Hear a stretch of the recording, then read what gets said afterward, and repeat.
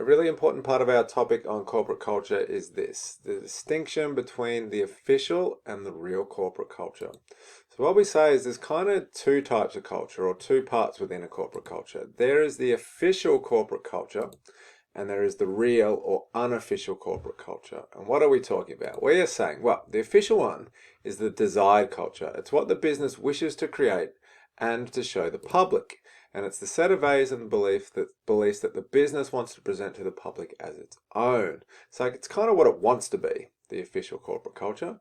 Whereas on the other hand, the real or unofficial corporate culture is the actual or prevailing culture that exists within the business. And what it is, it's actually what happens every day at the business and not what it thinks or says its culture is. So how are these different? Well, let's take the official corporate culture. We can usually go and find this for a business because it's visible. They want the public to see what they think their culture is. And they do that through some, official business documents, but also the goals, the mission, the vision, and the value statements that they publish online, the business website and social media, but also their advertising, logos, slogans, that sort of thing. They are all used to represent the business culture. And lastly, we've also got all the physical facilities at the business, the premises, do people work in petitions or is it open plan? Are there nice facilities? Does the boss have a really big office but all the employees get really tiny cramped offices, that sort of thing. Also in appearance, what do people wear at work, what is the work uniform, and so on. Whereas the real or unofficial corporate culture is not visible to the public. We can't really see that if we don't work there. And the business may not actually want the public to see that. Not to say that it's bad necessarily, just that it's what happens there every day. And unless you're there, you don't really see the real or unofficial corporate culture. So to see it though, we'd have to go into the workplace and observe what actually happens at the business every day. Not what they're saying happens in all these things on this side, but actually going in there, because it basically reflects the real relationships and interactions between people and how people in the business actually treat each other and the parties external to the business, like the customers and suppliers and so on. So they're a little bit different. So the official corporate culture, what we want to be, what we want the public to see, and the real or unofficial corporate culture is what the culture actually is every day if you went in there and observed what happens. So let's take Facebook. So if we went to the Facebook website, we see a lot of things about their culture. It says our culture is move fast, be bold, be yourself. You might have heard Mark Zuckerberg say quite a while ago now, but at Facebook we want people to move fast and break things. And he means take risk, take challenges, and be unique, be your authentic self at work, that sort of thing. And here's some more information. It says at Facebook, we're very inclusive. We have generous benefits for our robust diversity programs, from people of color and LGBTQ employees to veterans, as in war veterans. So this is obviously in America, a lot of veterans, and the differently abled.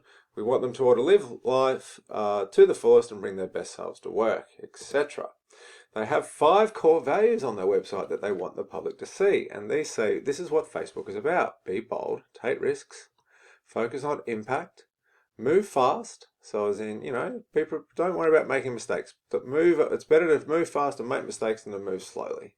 Be open, so to communicate with people, and build social value. At Facebook, we're trying to bring the world closer together. So our people are focused on creating real value for the world by bringing the world together. If you go on there, there's actually, if you are interested in ever working for Facebook, there's you can go and click on these people's stories and their background and how they perceive the culture. It's quite interesting.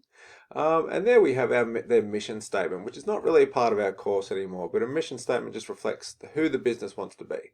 And Facebook says, we want to give people the power to build community and bring the world closer together. That's our culture. That's what we're about.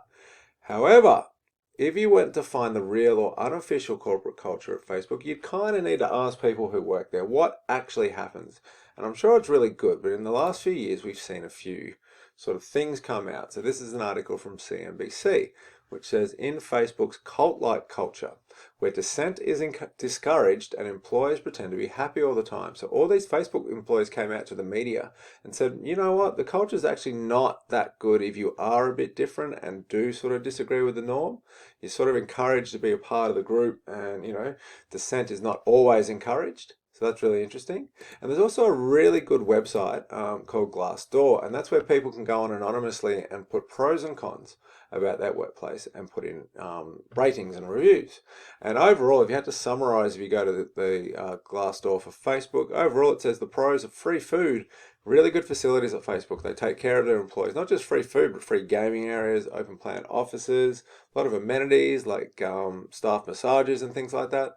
And it says it's a great environment with really smart people. However, there are some cons that 487 different people noted in their reviews.